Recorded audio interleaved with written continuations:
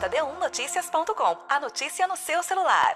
Provavelmente você conhece alguém que já teve pedras nos rins. É uma condição bem comum. E segundo a Sociedade Brasileira de Urologia, ao menos 5% da população possui cálculos renais.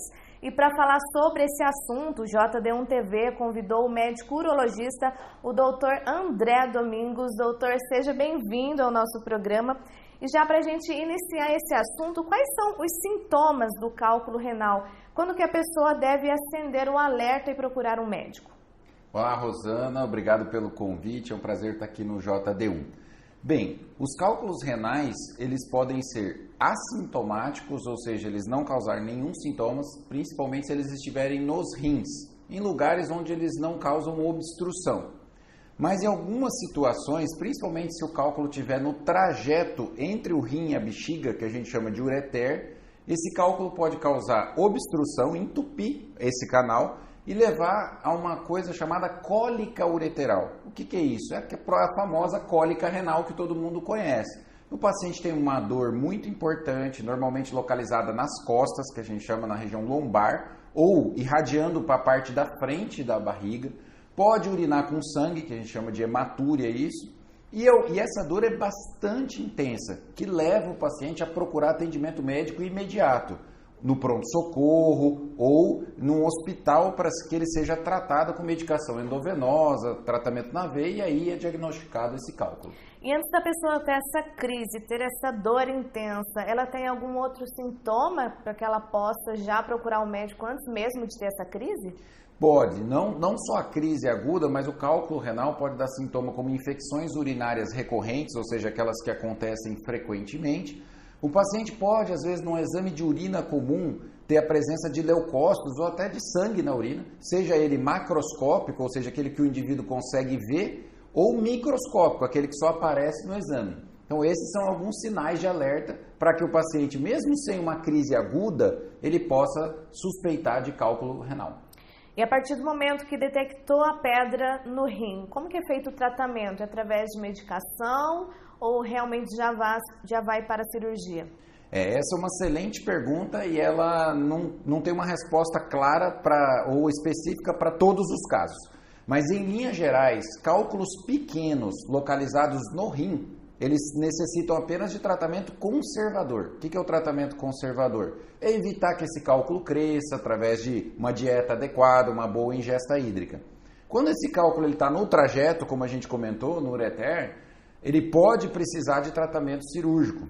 Então depende muito do tamanho do cálculo, há quanto tempo ele está lá, se ele causa dor refratária, que nós chamamos, ou seja, aquela dor que não melhora com medicamento simples, aí sim ele pode precisar de um tratamento cirúrgico. Lembrando que os tratamentos cirúrgicos hoje em dia, eles são na maioria das vezes, na grande maioria, 90% a 95% das vezes, endoscópicos, ou seja, o paciente não precisa ser cortado, incisado para fazer o tratamento. Normalmente a cirurgia é endoscópica.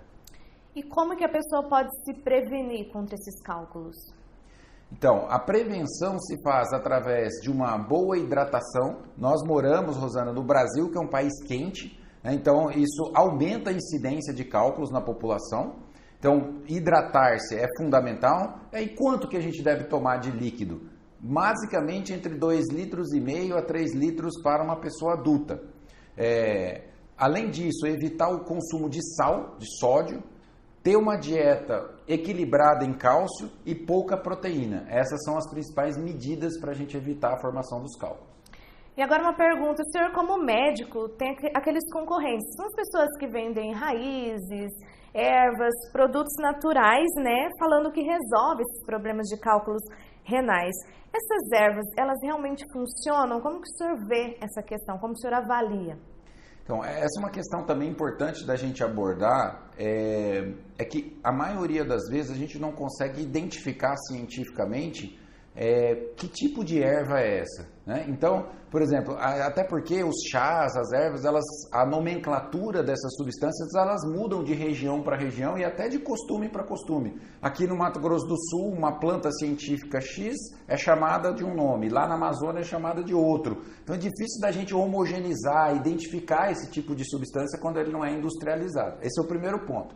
Segundo ponto, se for uma erva inócua, ou seja, aquela que não vai causar mal ao organismo, só o fato do indivíduo tomar líquido já ajuda. Isso nos ajuda. Mas ter uma substância que dissolva o cálculo ou essa situação, cientificamente ainda não existe nenhuma comprovação.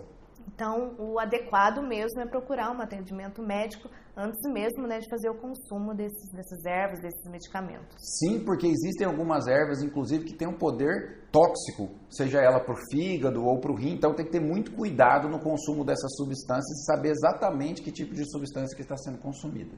E agora nós vamos para o quadro Mitos e Verdades. A gente vai falar aqui algumas coisas, algumas frases que as pessoas costumam dizer e o doutor vai responder se isso é mito ou verdade. A primeira, após o tratamento, é possível voltar a ter cálculo renal? Verdade, Rosana. Os pacientes que têm cálculo renal, eles frequentemente apresentam recidivas, porque a instituição que faz a constituição do cálculo permanece ali, aquele fator predisponente. Se você pegar os indivíduos acima de 10 anos, que tiveram cálculo há 10 anos atrás, a incidência de recidiva é bem alta nesses pacientes. Por isso, eles devem manter a atenção e os cuidados durante toda a vida. Cálculos renais são mais comuns em idosos. Mito ou verdade? Mito. Cálculo renal, ele é comum em todas as idades, mas mais frequentemente dos 20 aos 40, 45 anos. Então, não é verdade que é mais comum em idoso. Tomar bastante água em grande quantidade evita o surgimento de pedras? Sim, ajuda. Tem que lembrar também que não precisa ser uma ingesta superior àquela que é adequada. Então, se o indivíduo toma 5 litros de água, por exemplo, ele pode começar a diluir alguns fatores protetores. Então, diminuir alguns fatores protetores para a formação do cálculo. Então, como eu disse, entre 2,5 litros a 3 litros ou uma ingesta suficiente que cause um volume urinário em torno de 2,5 litros ao dia é suficiente para uma pessoa adulta. Lembrar que isso nós não estamos incluídos aí os refrigerantes, as bebidas alcoólicas. A gente está falando de água, sucos de frutas, porque essa substância também pode causar cálculo. Isso é interessante falar. Então, refrigerante realmente aumenta, né, a incidência da pessoa ter um cálculo renal. Sim, alguns porque tem componente de oxalato, que aumenta a chance do indivíduo ter cálculo, e alguns porque contém uma quantidade de sódio, de sal, bastante importante na sua composição. Entendi. Pedra no rim pode ser dissolvida. Mito ou verdade, doutor? É verdade em uma situação.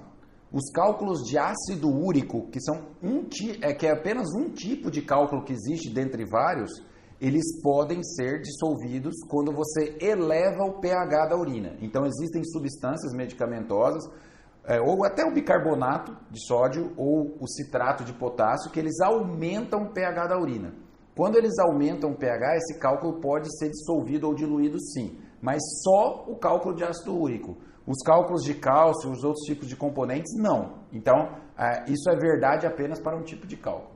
Acho que é isso também que as pessoas confundem em relação a essas ervas, a esses chás, que as pessoas falam, vou tomar determinado chá para dissolver a pedra. E agora o senhor explicou que a diferença de cada um. Sim, e existe também o componente de que 80% dos cálculos que eles descem pelo ureter, pelo canal, eles saem sozinhos. Então, se você tomar água, tomar suco de limão ou tomar erva, ele sairia sozinho, independentemente do que você utilizou. Então, por isso que muitas pessoas associam a tomada de erva ou de algum medicamento ou outro que não tem eficácia com a eliminação do cálculo, porque a maioria deles realmente é eliminado. Agora, mais uma interessante. Pedras nos rins são hereditárias, mito ou verdade? Verdade, né? Existe uma tendência genética, né, que aumenta a chance daqueles indivíduos que tiveram familiares com a presença de litíase ou de cálculo, né, renal ou urinário, a apresentar esse mesmo problema. Então, se você teve um pai, irmão, mãe, tio, avô com litíase, a sua chance de ter o cálculo é maior. E recebendo a visita de um médico urologista, não podíamos deixar de falar do câncer de próstata. Doutor, quando que o homem deve começar a avaliação para detectar a doença? Bem, primeiro é preciso explicar que existem 3 doenças básicas da próstata. Não só o câncer de próstata, existe o câncer de próstata, a prostatite aguda, que é uma inflamação ou infecção da próstata, e a hiperplasia prostática benigna, que é o crescimento benigno da glândula. Mas em relação ao câncer de próstata, o que a Sociedade Brasileira de Urologia recomenda é que a partir dos 45 anos, homens que tenham história familiar positiva de câncer de próstata, não outro tipo de câncer, mas câncer de próstata, ou forem da raça negra, devem fazer o exame aos 45 anos. E a partir dos 50 anos para todos os outros, mesmo aqueles que não têm história familiar positiva. Por quê? Porque a incidência em quem tem história familiar positiva ou indivíduo da raça negra é maior. Então, por isso, deve começar 5 anos antes, aos 45 anos. E doutor, por que ainda existe tanto preconceito e medo, da realização do exame do toque retal? O exame de toque retal, ele não é só realizado para diagnóstico de câncer de próstata, ele é feito para diagnóstico de outras doenças do tubo digestivo, mais frequentemente do canal anal, como hemorroida, fissuras, fístulas anais. É um exame que faz parte da rotina do exame físico de algumas especialidades. Eu acho que o mito principal se deve à perda da masculinidade, que hoje em dia vem diminuindo bastante. Então, assim, não é um exame doloroso, ele pode ser um pouco desconfortável, mas não é um exame doloroso e é um exame que pode diagnosticar, além do câncer de próstata, algumas outras doenças. Doutor André, quero agradecer mais uma vez a sua presença aqui nos nossos estúdios e para finalizar, eu queria que o senhor deixasse as suas considerações finais falando da importância da prevenção e da pessoa procurar um médico urologista. Eu que agradeço a oportunidade do esclarecimento para a população sobre algumas doenças urológicas e é importante procurar o médico sempre no intuito da prevenção. Quanto mais cedo a gente faz a prevenção, menor o nosso risco de desenvolver doenças graves ou doenças incuráveis. Ou, quando elas aparecerem, elas estejam numa situação que a gente consiga controlá-la de forma adequada. Então, em relação específica ao cálculo renal, pacientes que tenham história de cálculo na família ou que já tenham apresentado cálculo alguma vez devem procurar o médico para fazer o tratamento preventivo ou as orientações dietéticas adequadas para que eles não apresentem mais ou que diminuam esse risco. É muito pior tratar o cálculo quando ele está numa fase aguda, numa fase dolorosa, onde o paciente vai precisar passar por uma intervenção cirúrgica. E com relação ao câncer de próstata, é fundamental que a gente faça os exames, faça a prevenção, para que se aparecer um câncer de próstata, se for possível diagnosticá-lo numa fase muito inicial, o paciente tenha uma chance de cura muito maior do que aquele que diagnostica numa fase tardia. Então, mais uma vez eu agradeço a presença e a oportunidade de esclarecimento. D1Noticias.com, a notícia no seu celular.